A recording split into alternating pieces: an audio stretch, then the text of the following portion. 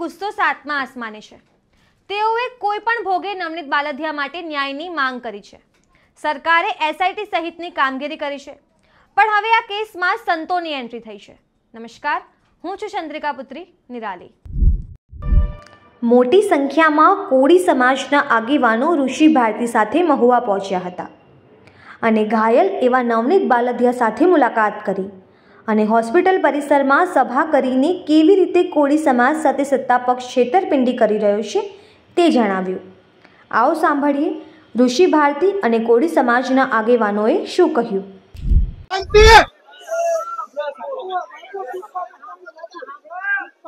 હનુમંત હોસ્પિટલમાં પીડિત નવનીતભાઈની ખબર અંતર પૂછવા આવેલા આપ સર્વે સમાજના ભાઈઓ આગેવાનશ્રીઓ, સૌ પ્રથમ તો એટલા દિવસથી જે નવનીતભાઈને ન્યાય અપાવવા માટેના જે પ્રયાસો થઈ રહ્યા છે એ બધા જ યોદ્ધાઓને હૃદયથી ધન્યવાદ આપું છું।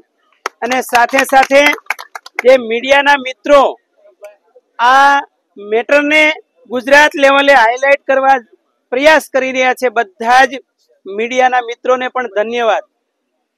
સમાજના સર્વે ભાઈઓ બહેનો, આજે વિશ્વમાં 26 કરોડનું પ્રતિનિધિત્વ કરે છે કોળી ને ઠાકોર સમાજ।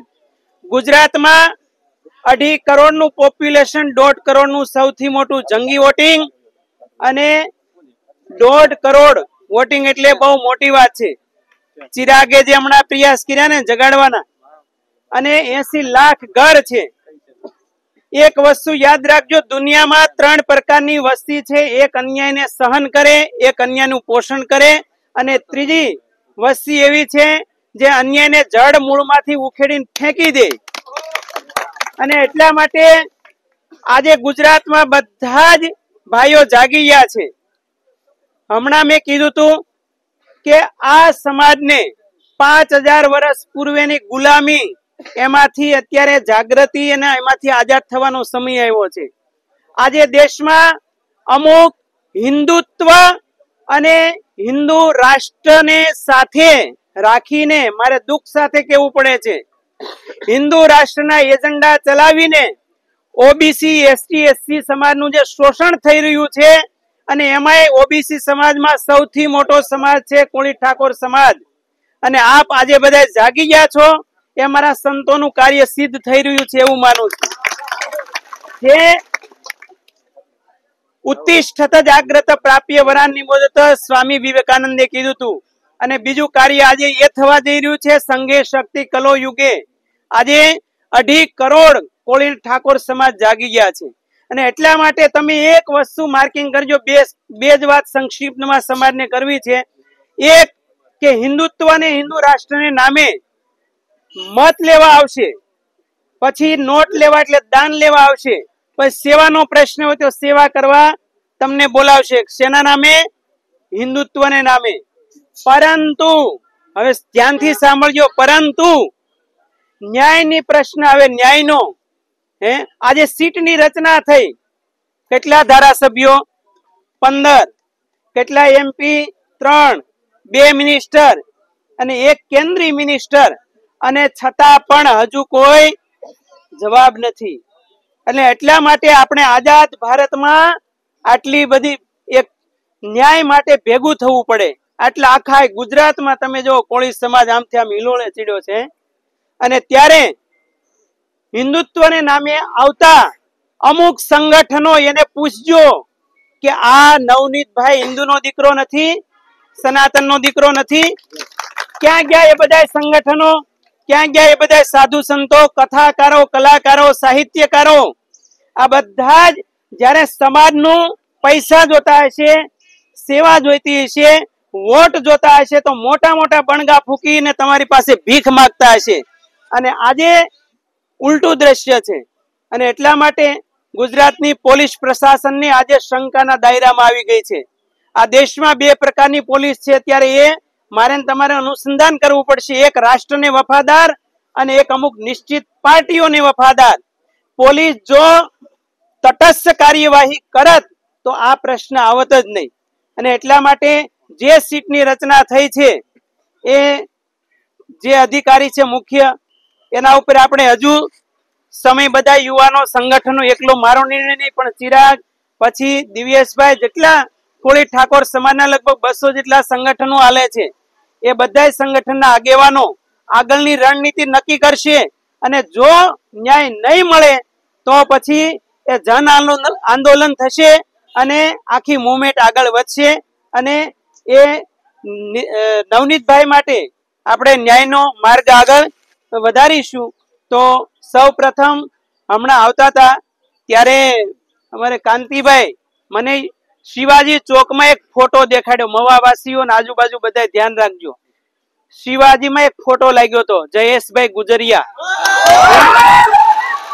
અને 8 વર્ષ થયા હજુ કોઈ ઘટનાને ભૂલ્યા નથી અને ત્યારે પાછી આ ઘટના ઘટી છે. આપણે કોઈ સમાજનો વિરોધ નથી, 18 આલમ કોળી સમાજે ક્યારેય કોઈને અન્યાય કર્યો નથી, ખોટી રીતે હેરાનગતિ કરી નથી, પરંતુ બીજો સંદેશ મારે એ આપવો છે દુઃખ સાથે કે માનદાતા મહારાજના હાથમાં હંમેશા તલવાર રહી છે, સમજાય છે. અને એ કોળીનો બચ્ચો ઉધમસિંહજી જનરલ ડાયરને જલિયાવાલા બાગમાં હજારો લોકોને ગોળીબાર કરાયો, ત્યારે કોળી સમાજનો એક દીકરો બેઠો, તેને માટી લીધી હાથમાં, પ્રતિજ્ઞા લીધી કે આ જનરલ ડાયરને એના ઘરમાં ઘૂસીને ન મારું તો મારું નામ ઉધમસિંહ નહીં.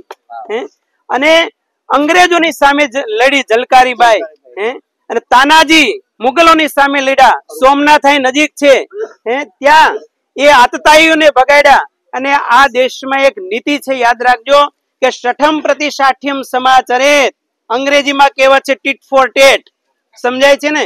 અને કૃષ્ણે ખુદ કીધું છે, શું કીધું કે જે હણે અને હણવામાં પાપ નથી.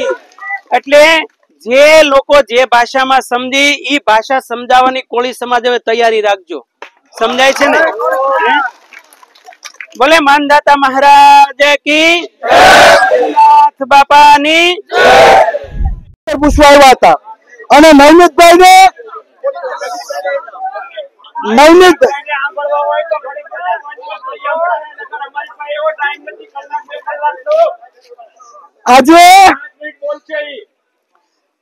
આજે મિત્રો કોળી સમાજની તાકાત છે, કોઈ એક ખૂણો બાકી નથી જ્યાં સૌથી વધારે કોળી વસવાટ ન કરતો હોય.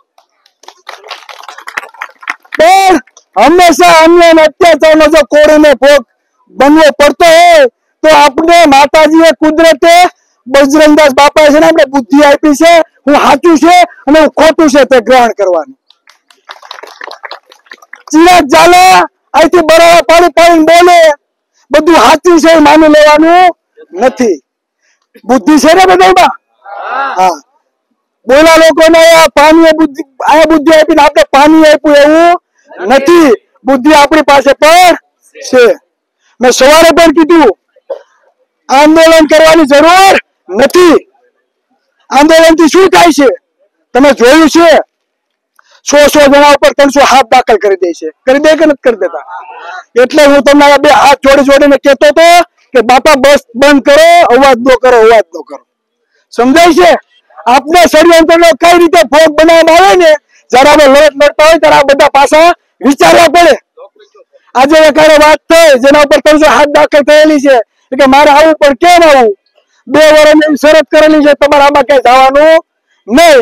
આમાંથી 50 ઉપર ગુના દાખલ થાય તો 50 પરિવારના લોકો ક્યારેક અન્ય થાય ત્યારે આવા દેશે ખરા? આંદોલન બંધ કરો, ગામે ગામ એવા યુવાનોને તૈયાર કરો કે એના મતની કિંમત સમજાય.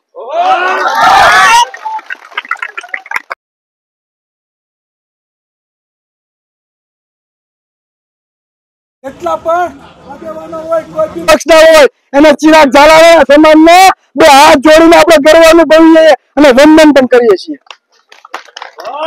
પણ જો વારંવાર ધોકા ખાવા પડે બરાબર, તો એ આગેવાનો સાથ સહકાર આપવો પડે કે દીકરા તમે લડો છો તો લડો, અમે બેઠા છીએ. જે લોકોએ આપણો દાવ લીધો છે એનો દાવ આપણે ક્યાં લેવાનો છે? મત પેટીમાં.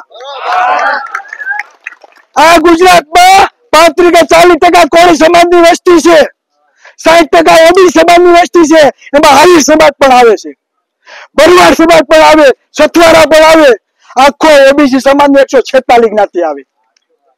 એસસી એસટી હોય કે માઇનોરિટી સમાજ હોય, આજે આ ઓબીસી સમાજને, આ કોળી સમાજને વસ્તી પ્રમાણે પ્રભુત્વ આપવામાં આવતું નથી.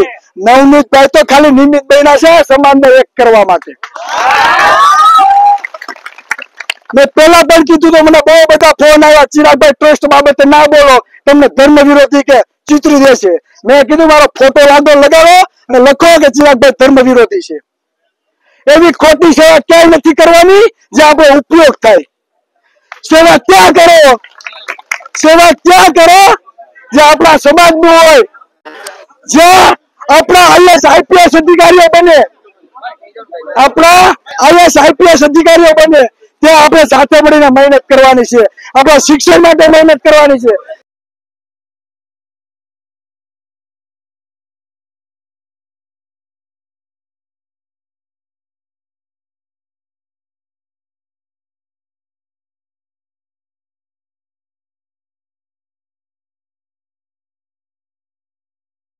ન મળે ગામે ગામ 15-20 યુવાનોની ટીમ તૈયાર કરો, મતની કિંમત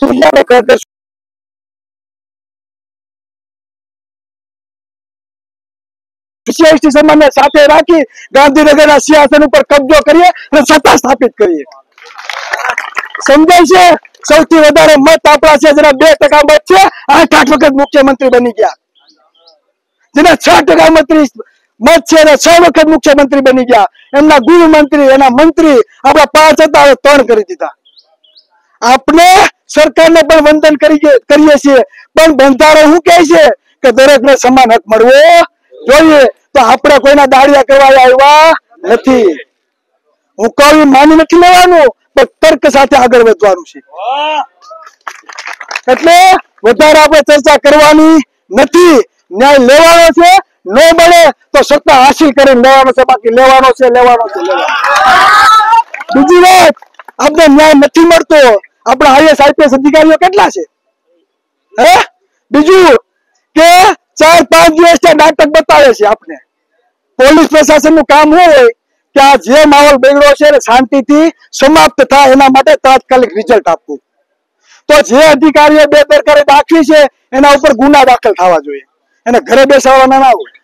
બીજું કે હવે આગામી દિવસોમાં જો નવનીતભાઈને ન્યાય ન મળે તો ગામે ગામ આપણે જાગૃત થવાનું છે, આપણે ટીમ તૈયાર કરવાની છે. કેટલા લોકો તૈયાર છો? સમાજનો મુખ્યમંત્રી હોય, ઓબીસી સમાજનો ગૃહમંત્રી હોય, ઓબીસી સમાજનો નાણામંત્રી હોય, એસસી એસટી નો ઉપમુખ્યમંત્રી હોય, કોઈના બાપની તેવડ નથી આ કોળીને કોઈ હાથ અડાવી. આ કોળીને 18 વર્ષ સ્વીકારવા માટે તૈયાર છે, પણ આ કોળીની આંખો અને મગજ ખુલે તો ને સમજો.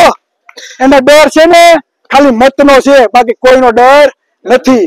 તો મતનો ડર હોય તો મત પેટીમાં પાડી દેવા જોઈએ, બાકી હંમેશા છે ને ન્યાય માટે ભીખ માંગવી પડશે, ભીખ. સમજો, આ મારી અંદરની વેદના બોલે છે, અંદરની વેદના બોલે છે. એટલે જાગૃત થાવ. હું કહું એમ હજી કહું છું, માને નથી લેવાનું.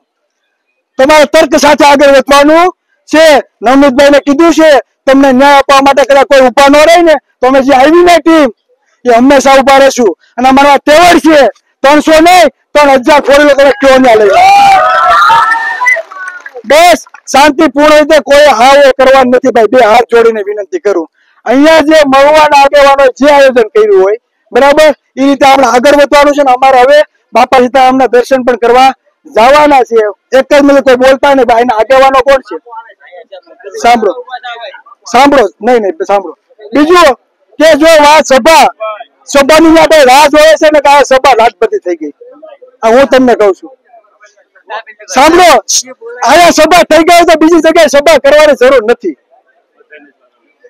તમે કયો બસ જવાબ તો આપો બરાબર ને. બસ સાંભળો બસ જો મારી વાત મેં પૂરી કરી. હવે ઋષિ ભારતી બાપુને આપણે 2-5 મિનિટ સાંભળીએ બરાબર, પછી શાંતિપૂર્ણ આયા નીકળ્યા ને ભાઈ. સાંભળો, અમારું મન સમજે એટલે શાંતિપૂર્ણ આથી બધા નીકળે બરાબર. બોલો ભાઈ કઈ કેવું તમારી પછી બાપુ. તો તમે સંતોની આ એન્ટ્રી વિશે અને બગદાણાના આ મુદ્દા વિશે શું વિચારો છો કમેન્ટ કરીને જણાવો. અત્યાર માટે બસ આટલું જ. સમાચારને લગતી વધુ અપડેટ્સ માટે અમારી વેબસાઇટ www.gujaratplus.in પર પણ માહિતી મેળવી શકો છો. ધન્યવાદ.